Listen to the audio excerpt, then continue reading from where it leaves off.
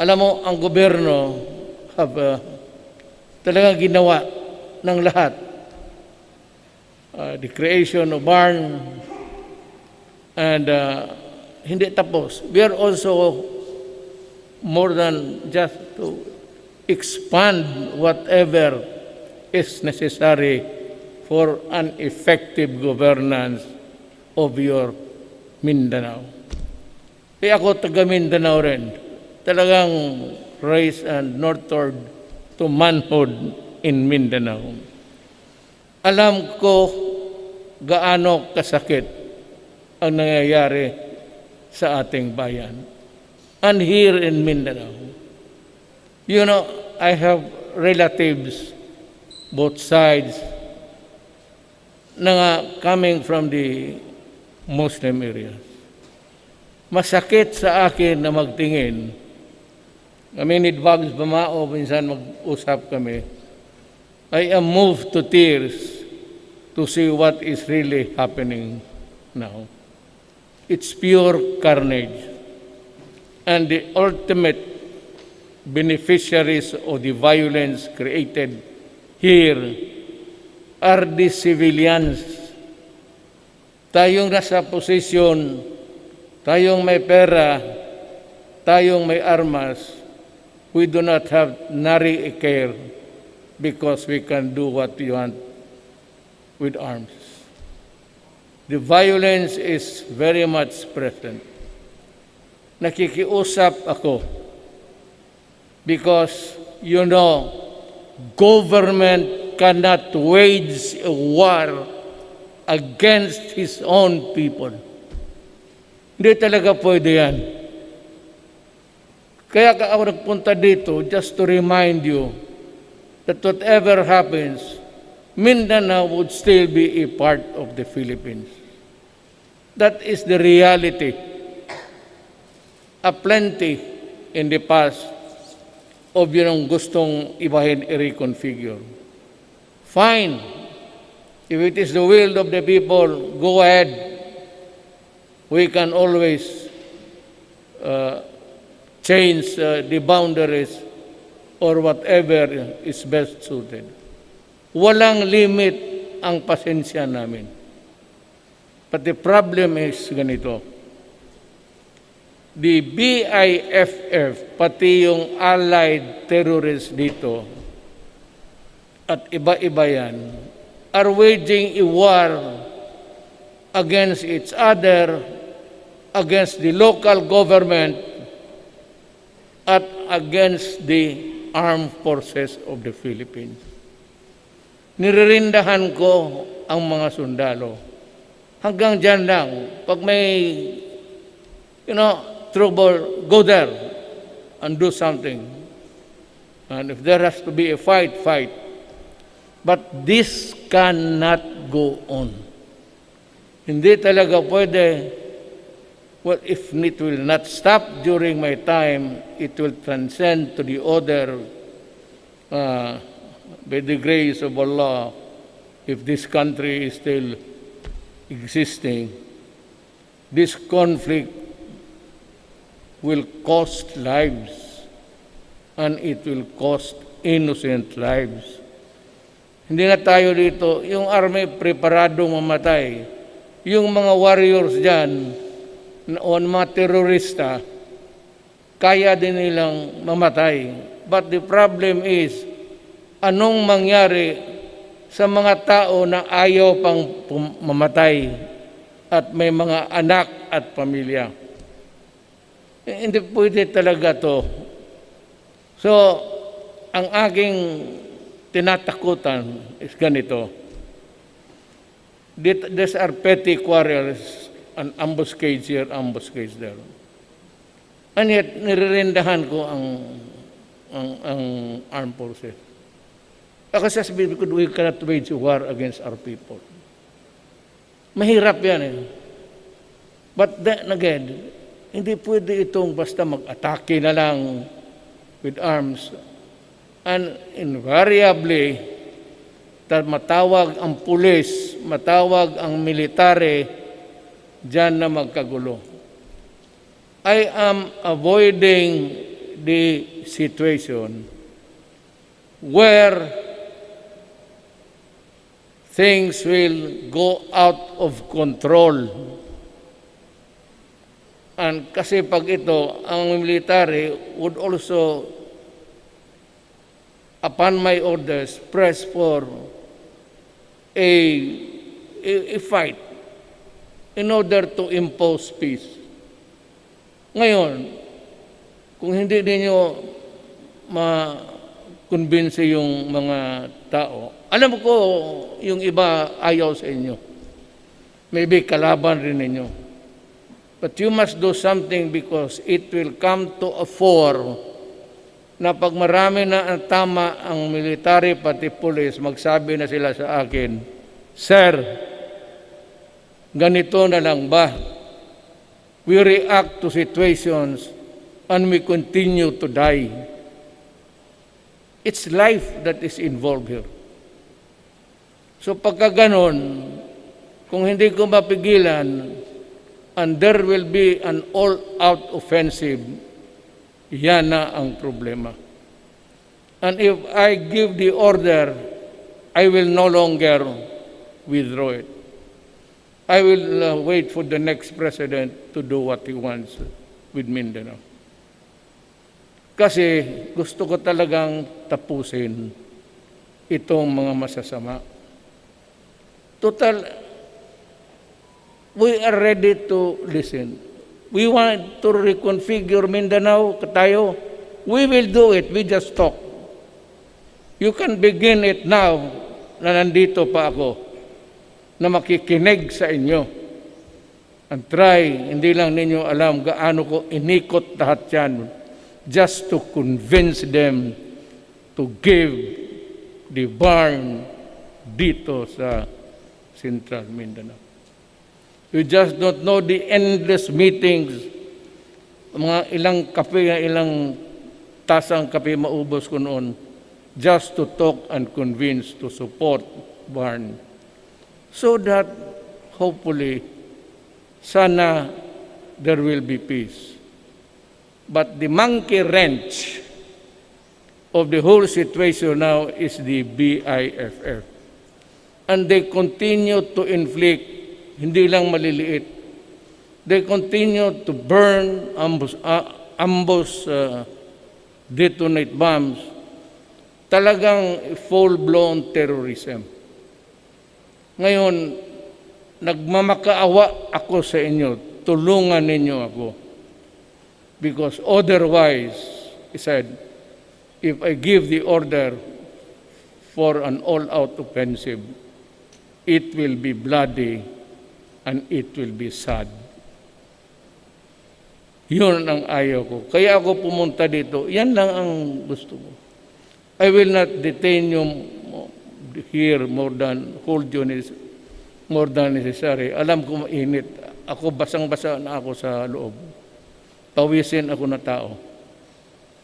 Yan lang ang pumunta ako dito.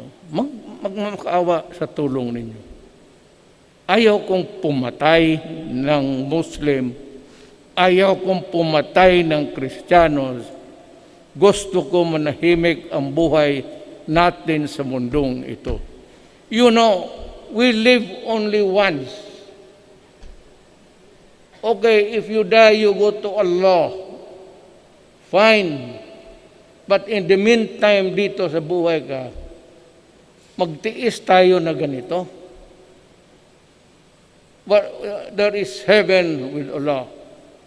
But in the meantime, do we have to create hell dito sa... Ilang taon tayo mabubuhay? Ilang taon tayo abutin?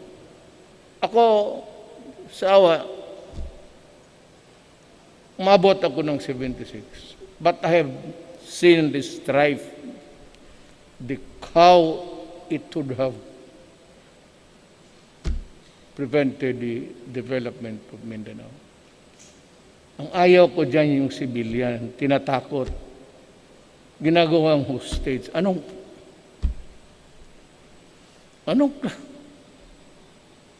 So pag gano'n ang gobyerno ko, mag-resign na lang ako. Sa totoo lang.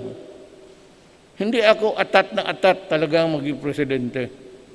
But if I cannot, at least the barest minimum of a peaceful place, then I have no reason to stay. It would be a failure. Tama. Talagang failure. Wala ako magawa. I must be, frank enough and be humble and say that, sorry. Sinubukan ko lahat. Wala talaga akong hindi umubra. And then, when the peaceful environment disappears, there is war. And people will suffer. And there will be more deaths and horror of war. Who will stop it? I don't know. Ngayon nga ang problema, kung ngayon ang pag-usapan, in the future, wala na akong pakialam. Pero ngayon, who will stop it? Tayo. Kung kaya pa rin natin. I'm not imposing any obligation on you. I know that you are for peace. Kaya nga nandiyan kayo sa gobyerno because we want to govern Mindanao peacefully so that progress can. Kaya hindi makapasok eh. Nandiyan yung NPA. Isa pa rin yan. Kaya yung NPA, my orders is really to destroy them. Basta makita mo na NPA magdala ng armas, sabi ko, patayin mo. Wala nang istorya-istorya. Because patayin ka rin talaga niyan eh. So, it has been there for a long time. Hindi ko na masikmura yung ganon. At itong dito sa nangyayari, sa Central Mindanao, it is becoming a flashpoint. Dito, it's a barn between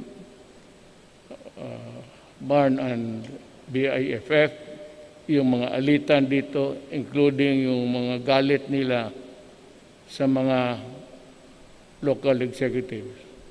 Kung sino ang bumibigay dyan o sino yung wants to placate them, okay yan sa akin. Because that is really for peace. But sabihin ko sa inyo, if they continue to kill civilians, and if they continue to kill the hostages of the town, and if they continue to kill my soldiers, I will be forced to do what is necessary. Hindi ako nag-warning. Hindi ako nanakot.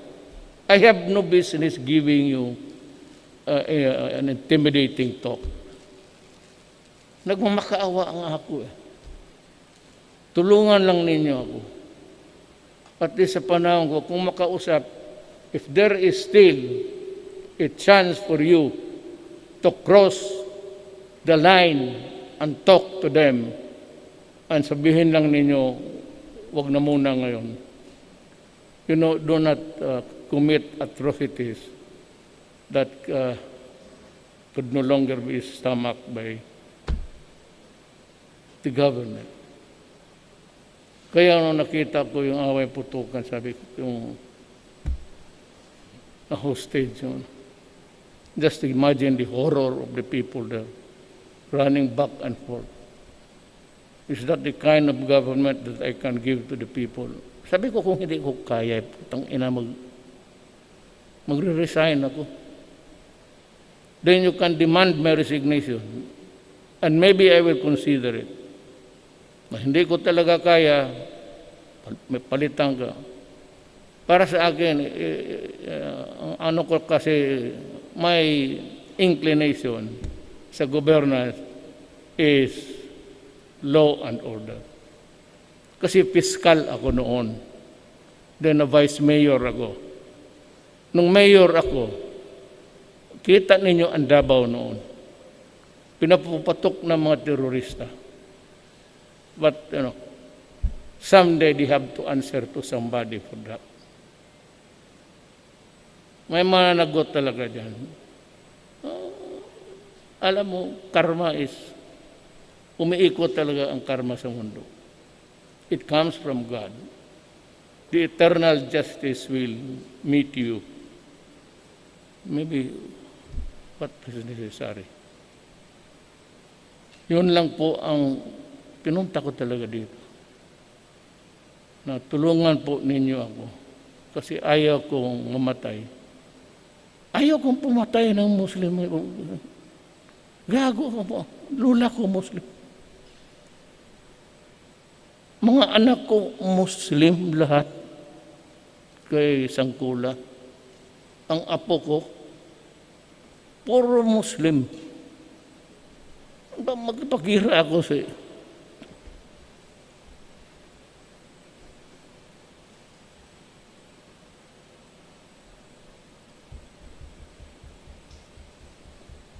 how can I relate to my children in the future? Malalaki na sila umay. Tanong nila, lo, bakit sige patayan, lo? Wala kang magawa niyan. What will I answer to my grandchildren? Kayo daw. Baliktarin natin. Kayo ang lulo na makinig na ganong salita. Lo, bakit hindi man kami makapunta sa Sulo? Doon man si Papa. Dito, marami rin silang pinsan na Maguindanao. They cannot just go to their, the traditional places where the Muslims are. Gusto nila magkahalubilo ng kapwa Muslim, mga lugar na sabihin hindi lang makapunta ng Hulo. Gusto talaga magpunta ng Hulo. Sabi ko talaga, cannot guarantee. May mga terorista eh. So if you are a government, kasama tayo. Walang problema yan.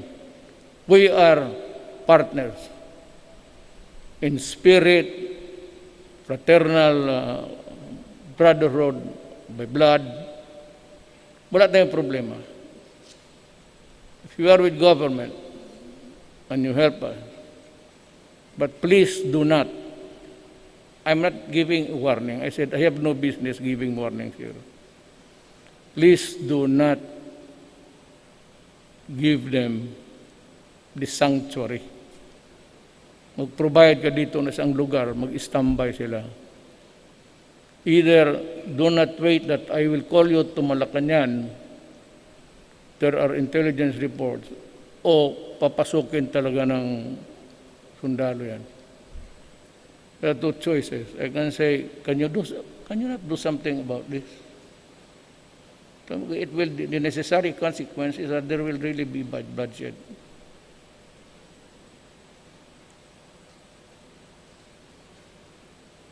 Yun lang ang